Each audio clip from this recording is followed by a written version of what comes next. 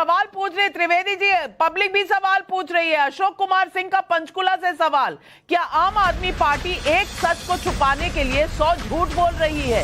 राजीव का नोएडा से सवाल, मकान तोड़कर बनाया गया तो फायर डिपार्टमेंट की अप्रूवल चाहिए होती है, ये अप्रूवल कोविड काल में मिला था या नहीं?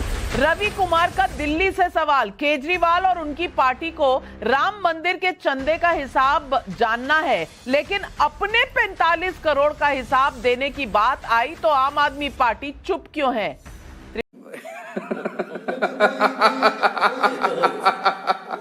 त्रिवेदी जी जवाब दीजिए, जनता के तीखे सवाल है।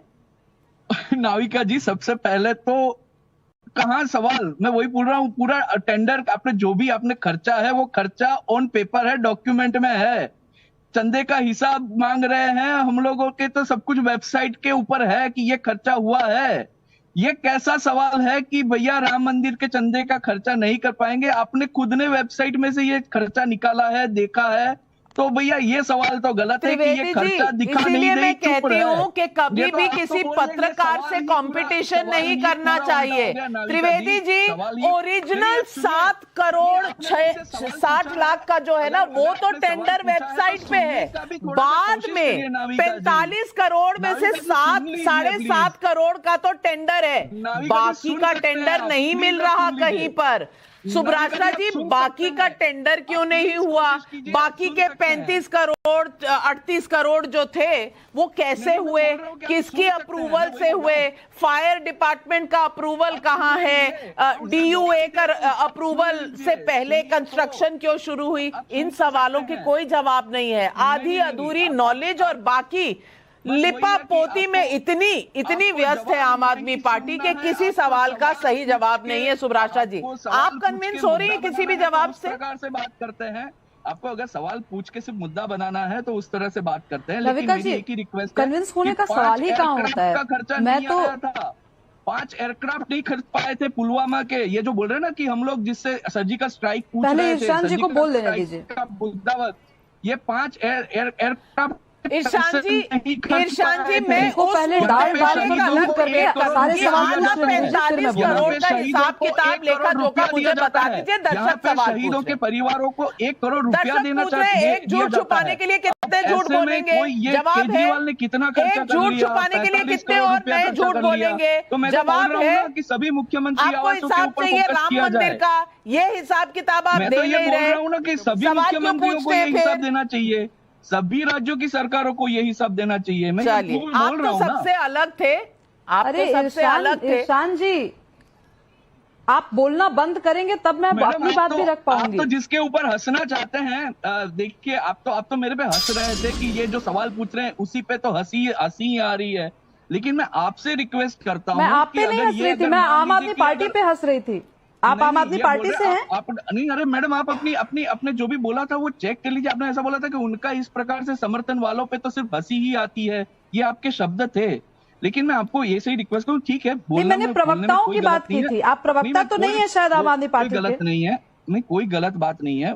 आप बिल्कुल, हम लोग सभी कुछ ऐसे बोल सकते हैं, सिर्फ किसी का अपना। आप भी थोड़ा रिवाइंड करके सुनिए। मैंने कहा आम आदमी पार्टी के प्रवक्ताओं के आपसी मुद्दों में ना, मुझे तो नहीं लगता जनता के मुद्दों पर रहे। त्रिवेदी जी, आपको अगर किसी ने कुछ भी कहा तो मैं माफी मांग लेती हूँ। मेरे किसी भी सम्मानीय अतिथि के लिए कोई कुछ नहीं कहेगा, आप चिंता ना करें, मैं हूँ आपकी प्रोटेक्शन के लिए। लेकिन सुब्राशा जी, मैं आपसे सवाल ये पूछ रही हूँ कि किसी भी सवाल का जवाब आज आपको मिल रहा है? क्योंकि जनता भी पूछ रही है सवाल, मुझे तो कोई सवाल का जवाब नहीं मिला। आपको कुछ समझ आया?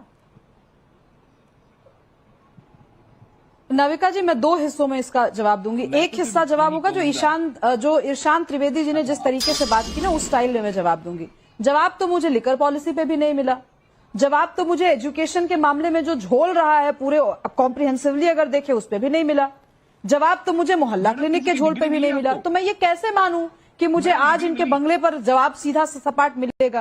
वो नहीं मिल सकता नविका जी। लेकिन दूसरी बात, अरे इरशान भाई थोड़ा शांत रहिए, थोड़ा मुझे भी बोलने का मौका दीजिए। दूसरी चीज मैं ये कह रही हूं कि अगर कोई ढंग की पॉलिटिकल पार्टी होती जो कि ढंग के एथिक्स पे खड़ी होती, तो आज जनता के बीच अरविंद केजरीवाल सीना ठोक कर आते और कहते कि अगर ये मेरे डिपार्टमेंट से गड़बड़ी हुई है, अगर किसी ने मुझे ऐसे एलीट बंगले में रहने के लिए कहा है और मैं आम जनता का सेवक हूं, तो मैं आज धरने पर बैठता हूं कि ये सारे टेंडर वापस किए जाएंगे, ये सारे मार्बल्स की पेटियां वापस की जाएंगी। जनता के पैसे पर मैं इतने आलीशान घर में नहीं रह सकता, क्योंकि जिन झुग्गी झोपड़ियों में से मैंने वोट लिया है, वहां के लोग अगर मुझे देखेंगे तो ये अच्छा नहीं लगेगा। अगर असली राजनीति अरविंद केजरीवाल के खून में दौड़ रही होती तो वो ये कर रहे होते, लेकिन अरविंद केजरीवाल को कोई मतलब नहीं है। वो हल्का हल्का ट्वीट करके निकल जाएंगे। उनके 4-5 प्यादे होंगे जो टेलीविजन पर आकर के डिफेंड करेंगे उनको, और वो एक्सपेक्ट करेंगे कि उनकी ईमानदारी का परचम लहराया जाए और उनकी ईमानदारी के परचम के आगे नई राजनीति वालों को आगे प्रमोट किया जाए। यही है राजनीति। और आपने मुझसे पूछा था क्या मैं कन्विंस हो रही हूं इनसे। मैं 2015 में इनसे कन्विंस थी, लेकिन 2016 आते आते इनकी असलियत सामने है। मैं आम आदमी पार्टी को न तो जीवन में दोबारा कभी वोट दे सकती हूं और न ही आम आदमी पार्टी को कभी जीवन में प्रमोट कर सकती हूं, अगर ऊपर शीर्ष पर जो नेतृत्व है